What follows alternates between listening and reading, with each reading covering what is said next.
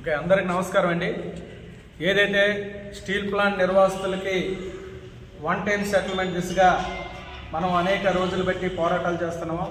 మరి అందులో భాగంగా మన డిసెంబర్ 8న పెద్ద ఎత్తున మెయిన్ గేట్ దగ్గర కుటుంబ సభ్యులతో నిరసన తెలియజేయడం జరిగింది.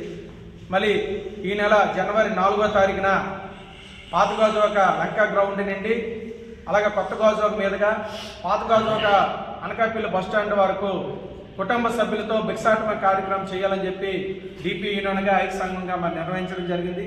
మొన్న నెహ్రూ పార్కులో మీటింగ్ ఏర్పాటు చేస్తాం. ఈరోజు పెదనడుపూరు కళావేదికలో 64 గ్రామాల నుండి 120 మంది కమిటీ సభ్యులతో మళ్ళీ కూర్చొని ప్రజలకు ఏ విధంగా తీసుకురావాలి, ఈ సమస్యను ఏ విధంగా పరిష్కరించుకోవాలి, దీనికి ప్రజాప్రతినిధులు, ప్రజా సంఘాలు, అన్ని రాజకీయ పార్టీ నాయకులు కలుపుకొని ఈ యొక్క భిక్షాటన కార్యక్రమం విజయవంతం చేయాలని చెప్పి తీర్మానం చేయడం జరిగింది. మరి ఇందులో భాగంగా మరి ముఖ్యంగా ఉక్కు నిర్వాసితులందరికీ, ఆరకాటుదారులందరికీ ఒకటే చెప్పదలుచుకుందాం. ప్రతి ఒక్క నిర్వాసితుల ఆర్పడదారులకు కూడా హాజరవ్వాలి.